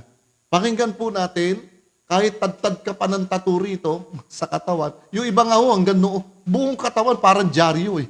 Mula ulo hanggang talampakan may tattoo po eh. Nakakilala ngayon ng katotohanan. Nagsisi ngayon. May pag-asa po ba? Basta nagsisi, tinanggap ang ating Panginoong Hesukristo, may pag-asa po sila. Pakinggan po natin sa Kapitulo 1 ng Aklat ng Isayas, ito'y napakaganda nito eh. Versikulo 18. O, tignan nyo. Kahit kulay itim na siya doon sa tattoo niya, kahit nangingitim na siya sa kulay ng tattoo niya, ay basta't nagsisi at tinanggap ang ating Panginoon Hesukristo, tinanggap ang katotohanan, ito pangako ng ating Panginoon sa mga nagsisisi sa ating Panginoon. 1:18 ng Isayas, magsiparito kayo ngayon at tayo'y magkakatwiranan, sabi ng Panginoon ng inyo, sabi ng Panginoon, bagaman ang inyong mga kasalanan ay maging tila mapula. O kita nyo? Mapula na yung kasalanan ng tao, ha? Ibig sabihin, matindi na yan. Tila mapula ay magiging mapuputi na parang niebe. Bagaman maging mapulang gaya ng matingkad na pula. O, tumingkad pa yung pula. Kahit matingkad pa yung pagkapula ng kasalanan niya, yung pagkakamali niya, ay magiging parang balahibo ng tupa. Paano mangyayari yan? Pulang-pula na yung kasalanan mo. Ito ang kondisyon ng Panginoon dyan. Versikulo 19, ituloy natin. Kung kayo'y magkusa at mangagsunurin, kayo'y magsisikain ng buti ng lupain. Ngunit, ito na. Ngunit kung kayo'y magsitanggi at maghimaksik, kayo'y lilipulin ng tabak, sabi ng sinalita ng bibig ng Panginoon. Kita nyo? So nakita po natin mga kapatid, doon sa nagtanong, kapatid na Mark, yung mga nagpatato nung una na hindi pa alam ang katotohanan at pagkatapos sila'y nakakilala at nagsisi, tinanggap ang ating Panginoon Hesukristo, nanampalataya, naglingkod sa ating Panginoon, sumunod sa ating Panginoon. May pangako ang Panginoon, sila'y patatawarin kahit anong pula, kahit anong lalim ng kasalanang nagawa nila, basta't nagsisi po sila sa kanilang mga kasalanan. Kaya yan tatong yan ay hindi napapansinin ng Panginoon kasi lilinisin na nga yung kasalanan natin. Magiging malinis tayo sa paningin ng ating Panginoon kahit yung tatak ng tato ay nasa iyo. Bakit? Kung ikaw naman ay maliligtas, doon sa bagong langit, bagong lupa, yan tatong nasa katawan mo, ay aalisin na ng Panginoon yan. Babalik uli sa malinis na balat yan. Kaya ang sabi doon sa unang Tesalonica, doon sa Kapitulo 4, versikulo sa 14, ang sabi ron na sa isang kisap mata, tayo lahat ay babaguhin ng ating Panginoon. So meron pong pagbabago. Pero kung ang isang tao na may tato, nagpatato na, parang dyaryo na, napakarami. Nakarinig ng pabalita ng Panginoon. Pero ayaw magsisi. Ayaw niyang tanggapin na yung ginawa niya ay mali. Ano sabi ng ating Panginoon? Awi ka ng Panginoon. Ngunit kung kayo'y magsitanggi at maghimaksik, bibabala ang Diyos niya. Ano sabi? Kayo'y lilipulin ng tabak sapagkat sinalita ng bibig ng Panginoon. Yun ang panganib ngayon doon. Ay malayo sa kaligtasan nyo kapag tumutol sila at tumanggi sila doon sa liwanag at katotohanan ng narinig po nila. So mapanganib din kapag tayo'y tumutol sa aral ng ating Panginoon. So yun ang aking maibabahagi po doon sa katanungan. Meron pong ikalawa na katanungan dito. Lang, direct. Ang bilis ni direct ngayon. Okay. May tanong dito, nilinis kanino? Naku, sana nanonood yung nagtanong. Kilalang kilala ito ni Ka Eddie Sugitan yung nagtanong. Si Ka Wensi, kapatid na Eddie. Doon sa Kapitulo 10 daw ng mga gawa, sino daw ba yung nilinis? Nilinis para kanino? Sa Hudyo ba o Kristiyano? Ano pa yung mga nilinis doon? Mabuti siguro itunghayan natin yung kasaysayan ng gawa Kapitulo 10, ano? Sapagkat ito ay ginagamit ito ng maraming mga protestante tungkol doon sa mga hayop na marurumi na nakita ni Apostol Pedro. Ito ngayon yung pinanghahawakan nila na ang akala nila literally na yung dilinis doon ay talagang mga hayop na marurumi. Kaya sila ay nagkainan na ngayon. Kinain na, pati nga daga, kinain na rin eh. Pati ipis ka, kinakain na rin eh. Ano pa, pati bulati, ginawang hamburger. Kawawa naman yung mga bulati na naglilinis ng lupa, ginawa silang hamburger. Kita nyo? At marami pa, ano pa, pati nga palaka eh. Nako, sabi nung iba doon sa Pampangan, naku, napakasarap ang palaka rito. Ito yung palakang bukid. Kahit ba palakang bukid yan, sabi ng Panginoon, basta palaka. Hahatulan ka ng Panginoon. O ano pa yung mga pinagkakakain nila sapagkat yun ang kanilang pagkaunawa doon sa Kapitulo 10 na mga gawa, nang akala nila talagang yung hayop talaga ang nilinis. Siguro pupuntahan po natin dito po sa aklat na mga gawa. Tignan, tunghayan po natin yan. No? Kung meron kayong mga Biblia, mga kapatid, mga kaibigan, isamahan ninyo ako. Sa aklat na mga gawa sa Kapitulo 10, na madalas pagtalunan ito ng marami, sa versikulo 11, 10. Umpisa natin sa versikulo 10. Napakaganda nito. Shout out from Western Visayas. Okay? Ang sabi dito, si Pedro ay nagutom at nais kumain, dapat samantalang naghahanda sila ay nawalan siya ng diwa. At nakita niya bukas ang langit at may isang sisidlang bumaba, gaya ng isang malapad na kumot na nakabitin sa 4 na panulok na bumababa sa lupa. Tingnan po ninyo. Si Pedro ay nagutom. Nung magutom si Pedro, siya ay nanalangin muna habang naghahanda ng pananghalian doon sa baba. At samantalang nananalangin doon si Pedro, ay nawalan siya ng diwa. Ibig sabihin, nagkaroon siya ng pangitain. Nung makakita siya ng pangitain, tumingin siya doon sa itaas ng langit, nakita niya mula doon sa langit ay merong malapad na kumot na puti na bumaba. Na yung kumot na yun, nandoon lahat ng uri ng hayop. Andoon yung mga maruruming hayop, andun yung mga gumagapang na hayop. Na alam naman natin na yung mga hayop na yon na pinakita kay Apostol Pedro, na pinapapatay kay Pedro ng Panginoon at pinakakain sa kanya, ay yung mga hayop na marurumi, na hindi pinakakain ng Diyos. Pero ang sabi ng Diyos sa kanya ay ganito, babasahin natin. Versikulo 12, na dooy naroon ang lahat ng uri ng mga hayop na may 4 na paa at ang mga nagsisigapang sa lupa at ang mga ibon sa langit. At dumating sa kanya ang isang tinig Magtindig ka, Pedro, magpatay ka at kumain. Versikulo 14, dapat sinabi ni Pedro, hindi maaari, Panginoon, sapagkat kailanmay hindi ako kumain ng anumang bagay na marumi at karumal-dumal. Kita nyo?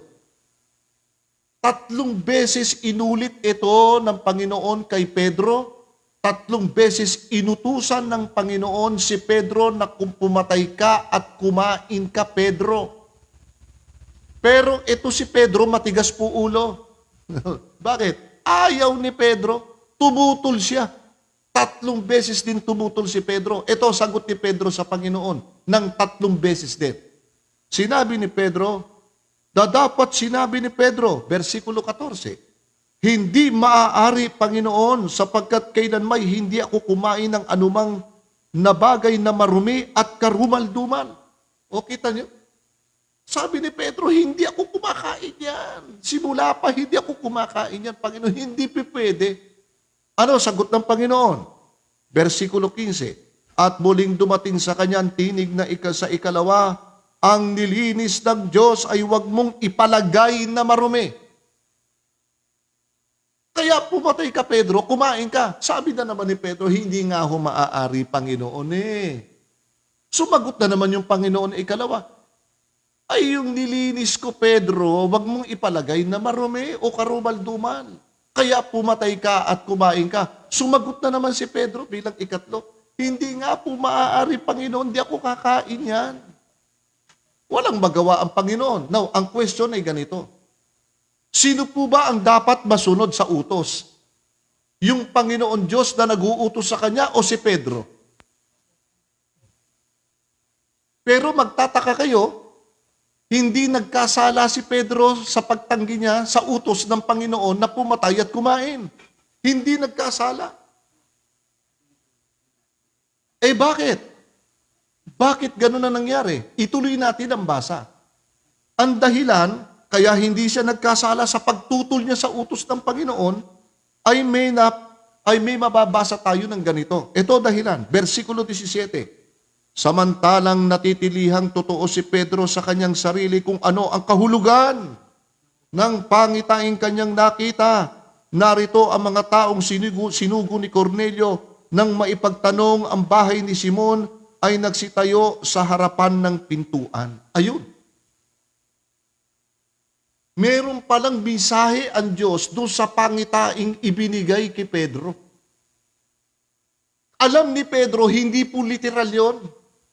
Alam niya. Ngayon, ano ginawa ni Pedro?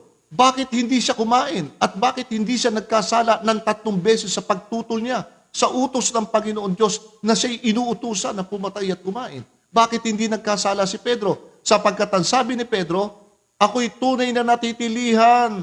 Iniisip ko kung ano kahulugan ng pangitaing aking nakita. Ibig sabihin, alam mismo ni Pedro, merong kahulugan ang pangitain. Kaya iniisip niya eh. Ngayon, punta tayo sa conclusion. Ang tanong ni Kawensi, ano ba yung nilinis doon?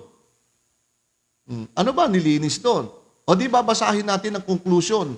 Saan tumutukoy ang mga hayop na marurumi at karumal-dumal na hindi kinain ni Pedro bagamat pinakakain sa kanya ng Panginoon? Ituloy po natin ang conclusion sa versikulo 28. Diyan din po sa kapitulo 10, versikulo 28 ng Aklat ng Mga Gawa. Ano ang sabi? At sinabi niya sa kanila, sabi ni Pedro, pumunta na sa kay Cornelio. Nangaral na siya ron, nagsalita na siya.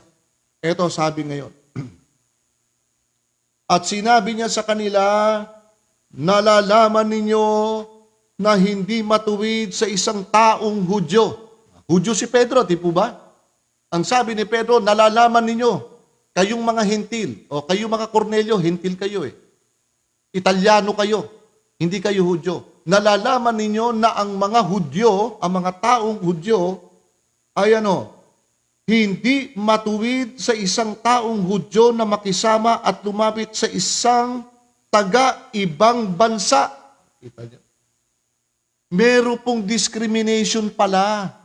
Ang mga Hudyo sa mga taong taga-ibang bansa na hindi Hudyo.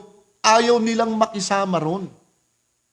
Kaya sabi ni Pedro, nalalaman ninyo na hindi matuwid sa isang taong Hudyo na makisama, lumapit sa isang taga-ibang bansa, gayumay ipinakilala sa akin ng Diyos na sino mang tao'y huwag kong tawaging marumi o karumal-dumal. That's it.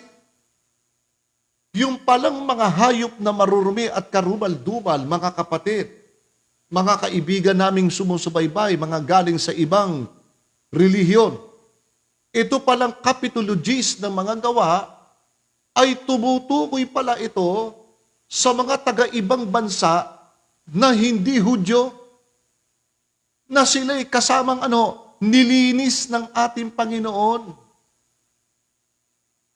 Kaya inaalis ng ating Panginoon kay Pedro, sapagkat si Pedro po, mga kapatid, kung babasahin nyo ang Galacia 2:15, si Pedro po ay merong malaking diskriminasyon sa mga Gentiles, sa mga hindi Hudyo. Ayaw nilang makilakip sa mga hindi Hudyo. Ayaw nilang makipag-usap sa mga hindi Hudyo. Pero inihahanda ng ating Panginoon si Pedro sa isang pangangaral na isusugo siya sa mga hindi Hudyo. Kaya bago isusugo ng Diyos si Pedro sa mga taga-ibang bansa na hindi Hudyo, inalis muna ng Panginoon ang diskriminasyon ni Pedro sa mga taga-ibang bansa sa pamamagitan ng pangitaing ipinakita sa kanya ng Panginoon. Sa pamamagitan ng paraan ng mga hayop. Kita ninyo. Bakit? Yun ang tingin nila marumi.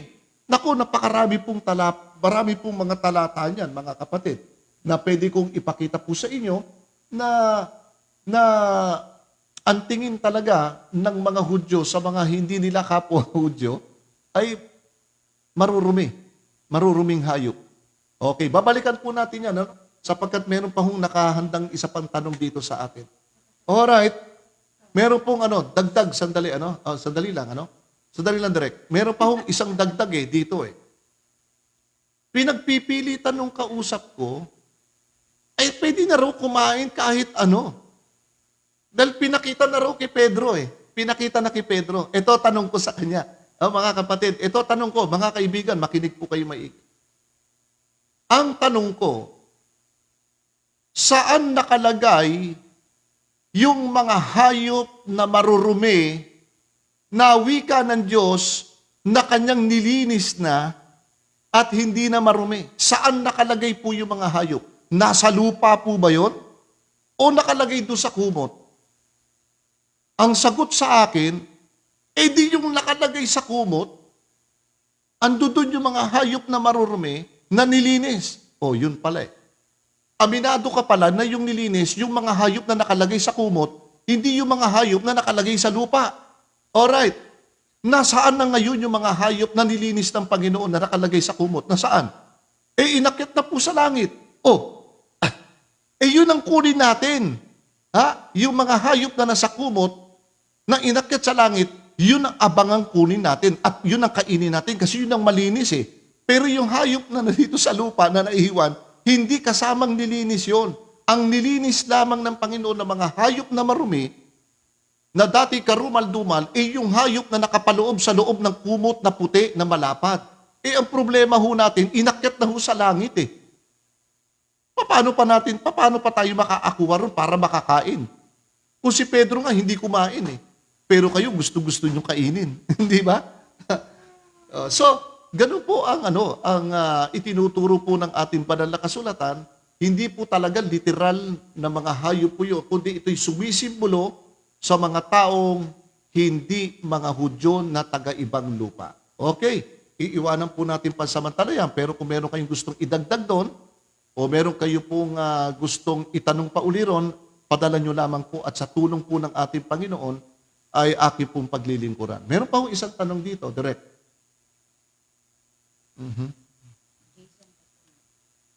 Okay. Si Brother Jason, ito ay masipag ito ito pala. Yung tanong ni kapatid na Jason Katunggal, Hindi ko po ilalayo sa paksa. Mentor, sabi niya, tanong. Ito na yon. Yung tinalakay po natin tungkol doon sa gawa, Jis, yun din ang tanong niya. Nasagot na po natin to, kapatid na Jason, na sa Biblia ba ay literal daw po ba yan? So sinagot po natin, hindi po literal, kundi ito ay isang simbolo o pangitaing ipinakita kay Pedro na ito'y bilang simbolo ay tumutukoy doon sa mga taong taga-ibang bansa. Na lumalarawan at lumarawan doon sa mga hayop na marurumi. Sapagkat yun po ang pananaw ng mga Hudyo noon sa mga taong hindi mga Hudyo. So yun po ang ating sagot. Meron pa isang So yun po ang ating sagot po ron sa ikatlong katanungan na may kinalaman na rin po doon sa Kapitulo 10. So sa makatuwid, ito po'y nananatili pa rin. Kaya sa pagparito po ng ating Panginoon, mga kaibigan namin, at gayon din sa aming mga kapatid, na pagparito ng ating Panginoon ay sisingilin ng ating Panginoon yung mga taong nakakaalam na mga aral na ito. Sisingilin po ng Panginoon yan. At yan po'y mababasa po natin sa aklat ni Propeta Isaias. Balikan po natin. Sariwain po natin yung kay Propeta Isaias sa Kapitulo 66, chapter 66.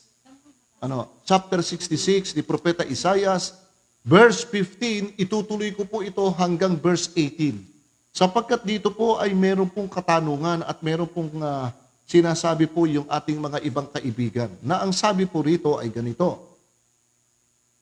Ang sabi, sapagkat narito ang Panginoon ay darating na may apoy at ang kanyang mga karo ay magiging parang ipo-ipo, upang igawad ang kanyang galit na may kapusukan at ang kanyang saway ay may ningas ng apoy. Dito po ay naglalarawan ng tinatawag na second coming na po ito, ikalawang pagparito ng ating Panginoong Jesucristo. Inilalarawan po sapagkat yung pagparito po ng ating Panginoong Jesucristo ay ipinakita na po sa mga propeta ng ating Panginoon yung kanyang pagparito na ikalawa. Inilarawan na ng Panginoon kung ano mangyayari sa ikalawang pagparito ng Panginoon sapagkat ang ating Panginoon ay laging nagbibigay ng aral at pag-asa sa kanyang bayang Israel noon.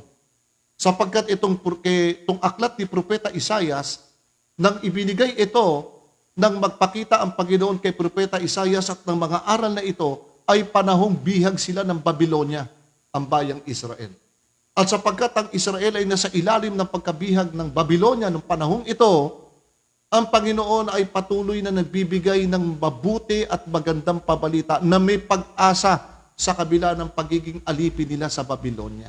Kaya ito po'y pinakita na kay Propeta Isaias, pinangaral po ni Propeta Isaias sa bayang Israel na ang Panginoon ay darating na merong dalang apoy at ipo-ipo, ika ni Propeta Isaias. At ang sabi rito, sa versikulo 16, sapagkat sa pamamagitan ng apoy ay makikipagpunyagi ang Panginoon sa pamamagitan ng kanyang tabak sa lahat ng mga tao at ang mapapatay ng Panginoon ay magiging marami. Ayan, maraming kayo mapapatay. Sino-sino ngayon ang mapapatay na marami sa pagparito ng ating Panginoon? Ito po, ay may pinakilala po rito kung sino-sino rin yan na makakasama. Sa versikulo 17, silang nagpapakabanal. Ayan, nagpapakabanal ha. Tandaan mo natin, sa panahon natin ngayon, marami rin nagpapakabanal. At ang sabi rito, at nagpapakalinis. Uy, may nagpapakalinis din. Kaya may nagpapakabanal, kaalinsabay doon, nagpapakalinis sila. Ano pa sabi? Nagpapakalinis na nagsisiparaon sa mga halamanan, sa likuran ng isa sa gitna na nagsisikain ng laman ng baboy, ayan na, at ng kasuklam-suklam, at ng daga, sila'y darating sa isang wakas na magkakasama, sabi ng Panginoon. Meron pong tumututol dito. May natutol. Sabi niya, particular lang yan para sa Israel. Ay, sabi ko, di basahin uli natin. Baka may nakasulat nga naman. Ito'y para sa Israel lang. Binalikan ko, binasa ko uli mula doon sa 15 hanggang dito sa 17. Wala ho tayong nabasang ito'y para sa Israel lang. Walang ganun. Walang ganun. Umiiwas lang yung kausap natin. Para sa Israel lang eh. Ano ang katunayan na ito ay pambuong sanlibutan at hindi para lang sa Israel? Ituloy po natin yung basa sa 18. Ang sabi sa 18, sapagkat kilala ko ang kanilang mga gawa. Oh.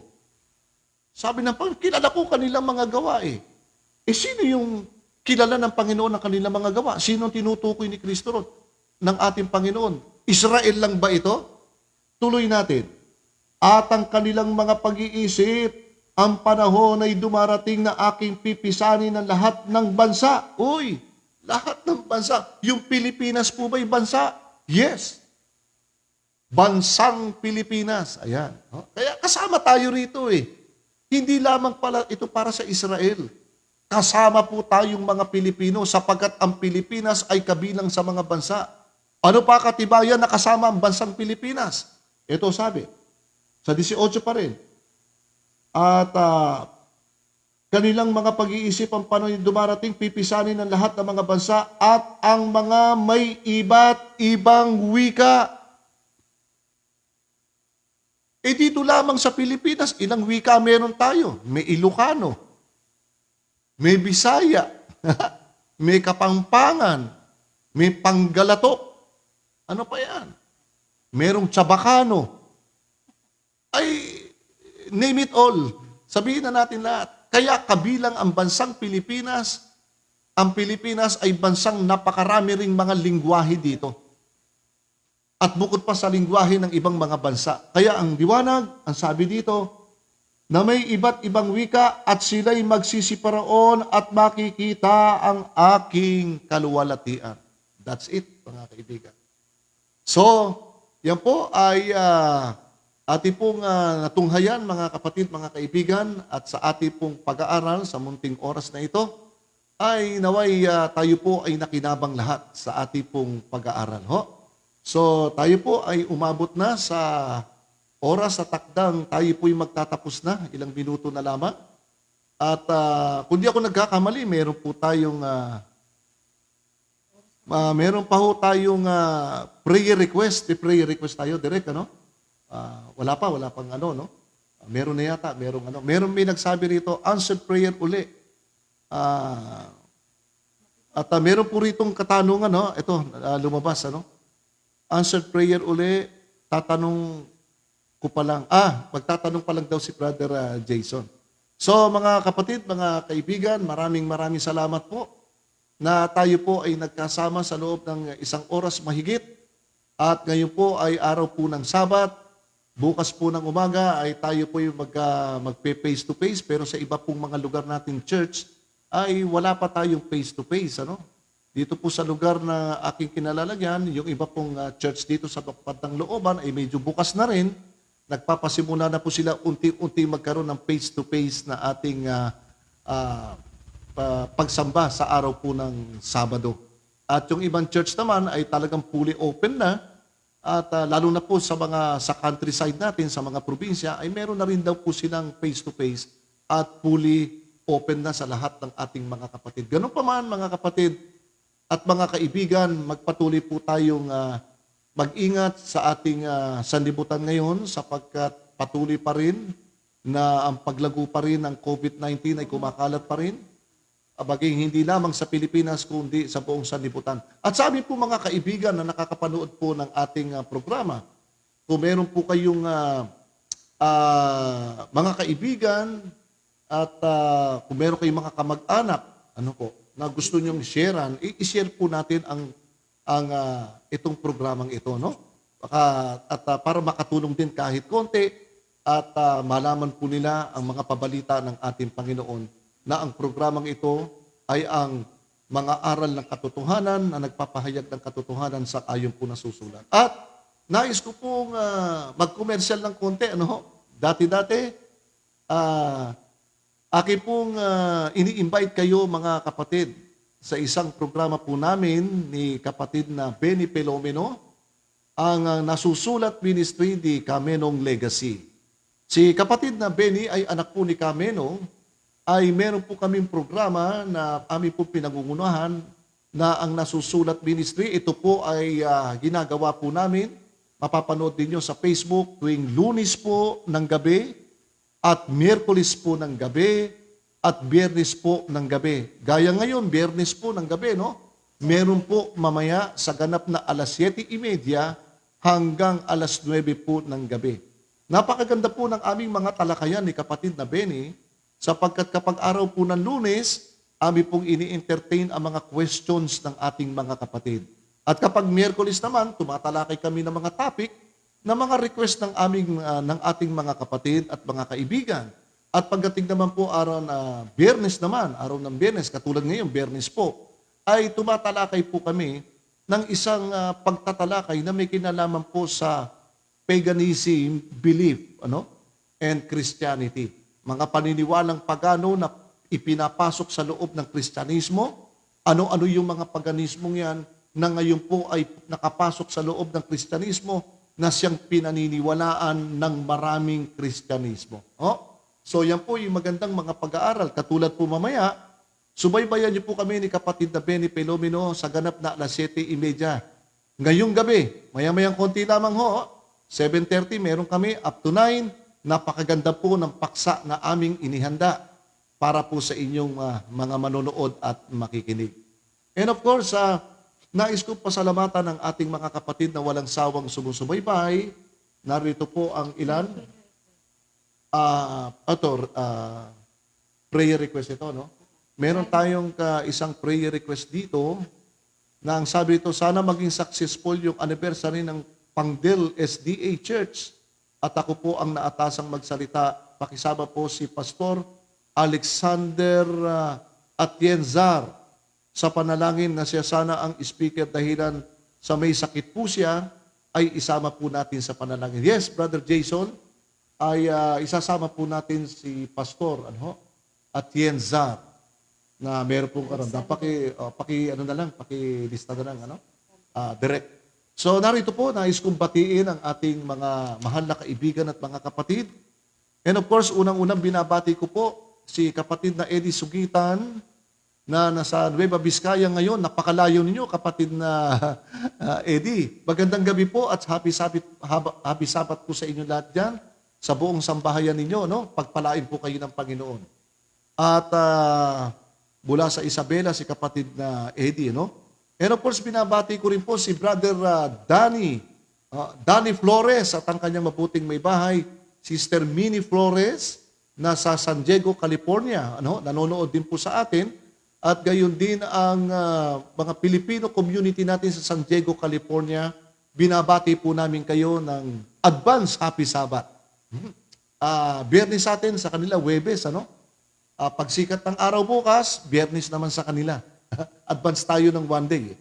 At si Josie Buted from SDA Church mula sa Tumawini. Wow, napakalayo nito, Tumawini, Isabela. Malapit ito kila Brother Eddie Sugitan. At malapit sa inyo to. Kamusta po kayo dyan sa mga Tumawini, Isabela? Shout out po kay Mayor Diosdado Obsidma from Lagindingan City. Wow! Shout out po, Mayor. Magandang gabi po sa inyo. Kamusta po kayo dyan? Pagpalain kayo ng Panginoon ang inyong mga mamamayan dyan sa lugar ninyo. And of course, binabati natin si Emmanuel Mugot sa gita, ano to?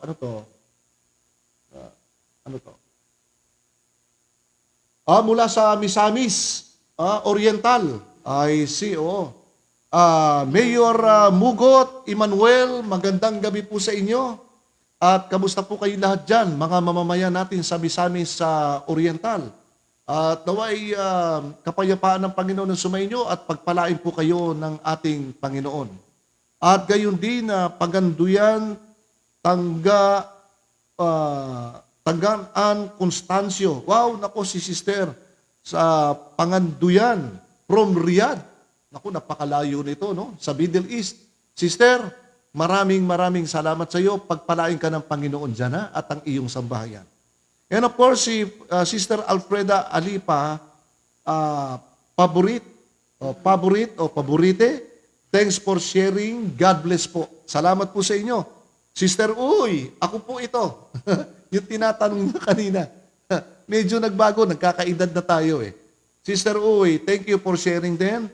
Of course, Sister Lori Concepcion, Sister Mel de los Reyes, yes. Bernard Mabale ng San Camotes Island, Cebu City. Wow, nakakarating tayo ng Cebu. Magandang gabi dyan. Mayor Emmanuel Mugot sa municipality ng Gitagum, Misamis Oriental. Yes. Mayor Mugot, magandang gabi po sa inyo, no? Taga ano pala kayo? Gitagum. Oo, Misamis. Mukhang nakarating na rin ako dyan at meron tayong water district dyan, ano? Na dati pinamahalaan at pinangunahan ng luwa, no? Ng ahensya ng gobyerno. Magandang gabi po, Mayor Mugot Emmanuel ng municipality ng Gitagum, Misamis Oriental. And of course, patuloy natin binabati rin si Brother Gordon Torres sa Maramag, Bukidnon. Wow, mga taga Maramag! Magandang gabi po sa inyong lahat dyan sa Maramag. Kamusta kayo dyan? Ho? At naway pagpalain kayo ng ating Panginoon at ang ating mga kapatiran dyan na sumusubaybay. No? Pakishare po ninyo sa ating mga kapatiran dyan sa Maramag, Bukidnon. Galing na rin ako dyan. Maganda dyan po sa Maramag. And of course, si Pastor Lito Malabanan. Pastor Lito, kabuhay ka. Pagpalain ka ng Panginoon. Maraming salamat po sa iyong pagsubaybay. Si Marlene Roloda from Hillsview Church. Yes, Sister Marlene, kamusta ka na? Tagal na tayo din nakikita. O Sister Del de los Reyes Tan from Hillsview Church. Wow, yung ating mga kapatid dyan, mga de los Reyes. Si Jemuel Torreda, yes. Si Winfred Hilaw, yes, Brother Winfred. Larry Aguda. At si Sister Rose Fernando Liver. Yes, Sister Rose, God bless you always and your husband at gayon din ang iyong asawa. Sister Lori Vinson. Sister Lori, nako, kamusta ka na? Naku, mahal na mahal ko to, Sister Lori. Hindi ko malilimutan to. Ito po yung taga Novaliches to, itong ating kapatid, Sister Lori Vinson. And of course, Sister Rose Arugante from Canada. Magandang umaga na sa iyo ngayon dyan. Early morning sa Canada. Pagpalain ka ng Panginoon at ang iyong anak at ang iyong buong sambahayan dyan. Sister Evelyn Silayan, wow, ang ating tapan nito. Napakabait itong ating kapatid nito. Sister Evelyn, pagpalain ka. Marites Capuno, Sister Marites, Rick de los Reyes, Glenn Villegas, si Maggie Pandihunog Asehas. Magandang gabi sa iyo, Sister Margie. Sister G. Torreda, Eric Joaquin. Uy, si Eric ang aking kaopisina. God bless you. Si Marjorie Espidilla, kamusta mo kay Bobby? Shout out kay Engineer Mark Palanog sa Pigkawayan, North Cotabato. Wow! Naku, mga Cotabato, North Cotabato. Maganda rin dyan sa North Cotabato. Pagpalain po kayo ng Panginoon dyan, ho, sa Cotabato. Si Rico Riconalia. Magandang gabi sa iyo. Si Celia Wani Kabaral. Shout out sa kay Ellen Corias from Japan. Anak sa pananampalataya, si Ellen Corias from Japan at kay Danny Javier sa Australia. Yes. Magandang gabi. Shout out coming from Brother Eddie Sugitan. Kamusta kayo dyan, ho? At kay Pastor Kerry Estrebilia from West Visayan Conference to the Leadership. Wow, Pastor Kerry Estrebilia from West Visayan Conference through the Leadership. Magandang gabi at happy Sabbath po sa inyo dyan sa West Visayan Conference. Pagpalain po kayo ng Panginoon, ho? Mga kapatid dyan, at sa iyo, Pastor, sa iyong pangunguna. God bless you.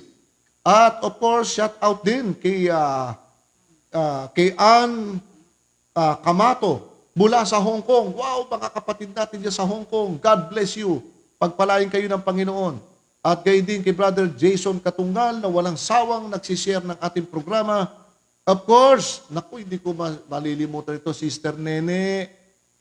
Si Neneng Kidlat, asawa ni Ka Benny Pelomino. Sister Nene, magandang gabi, happy Sabbath. Mamaya, tayo, 7:30. Ho?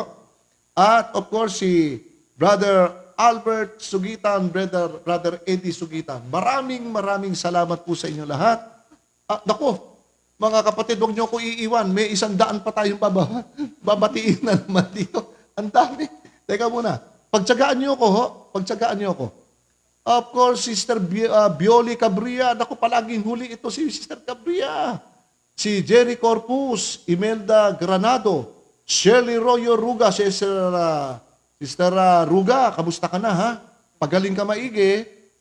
Si Jessie Ramilio, Sister Mirasol de los Reyes Godoy. Naku, magandang gabi, happy Sabbath sa iyo. Of course. Okay na yan, okay na yan. Si Nanette Indido Manawe, magandang gabi. Of course, ito rin hindi ko malilimutan, ka Eddie, si Sister Nancy National. Pag napapanggit ang National, napapakanta ko ng National Anthem eh. Magandang gabi, ho. At binabati ko si Selwan Cabaral. Cabaral at si Ina Palumburit. Thank you for sharing, Sister Ina. God bless you. See you sa katapusan. Si Pet Ronquillo Bida, ang aking pinsan. Si Virginia Panuelos, Sister Virginia. Imelda Granada. Granado to, no? Granado. Akala ko, Granado, tama ba? Akala ko Granada, baka sumabog tayo rito eh. Sister Imelda Granado, magandang gabi at happy Sabbath sa iyo. Si Pen de la Cruz, Carlito Arceo, Arman Oliveros, si Lorna Bida, ako yung aking pinsan, God bless you there. Si Mirasol de los Reyes Godoy, Richard Aganon from Antipolo City, Richard San Jose Belga, Vic Pasam, Let Lopez, Edwin Villapuerte, nako, sa Amerika, si kapatid na Edwin na asawa ni Sister Reby Villapuerte. Of course, si Jerry to. Si Brother Kerry ba to? Kerry Estevilla. Si Daisy Reyes, Consuelo Sulayaw, Pagkalinawan. Richard Desierto Jr., yes, ang ating taga-subaybay, no?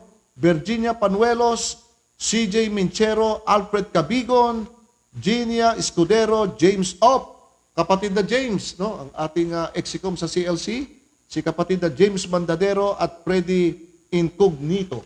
And of course, Sister, si Peli Quezon. Peli, magandang gabi sa iyo, pagpalain ka ng Panginoon. Ho? Si Pastor Kerry Estrevilla, ang presidente ng Pro West Visayan Conference. Magandang gabi po, Pastor Kerry. Pagpalain po kayo ng ating Panginoon. Ha? So maraming salamat po sa inyo pong lahat. At naway pagpalain po tayo ng ating Panginoon at sa susunod na mga araw, tayo po ay magkasama-sama ulit. Subukan at titignan ko po kung loloobin ng Panginoon, baka bukas po ng gabi, mga bandang 6:00 ay meron po tayo. Sa kalooban ng ating Panginoon. Ito po ay meron tayong prayer request bago po tayo maghiwa-hiwalay, mga kapatid. Samahan ninyo ko sa aking panalangin na ipanalangin natin si si Pastor Alexander Atienzar na ngayon po ay meron pong karamdaman. So whatever ang kanyang dinadalang karamdaman ay ipanalangin po natin sa Panginoon. Tayo po yumuko sa isang panalangin. Ama naming banal na makapangyarihan po sa lahat, napakabuti po ninyo. Kami pong lahat na narito ay nagpapasalamat sa iyo, sa iyong dakilang pag-ibig at sa iyong dakilang biyaya. Ngayon po ay sumapit kami sa araw ng kapahingahan na araw ng Sabat. Kami po'y sama-samang sasamba sa inyo, Panginoon. Sama-sama kaming maglilingkod po sa inyo. Salamat po sa pakikinig ng mga pabalitang aming napakinggan sa mga oras na ito. Naway ito po'y magdalang aral po sa bawat isa po sa amin na kami po ay mamuhay Kristiyano sang-ayon sa kalooban ng aming Panginoon. Na samantalang kami naghihintay sa malapit na pagbabalik ng aming tagapagligtas.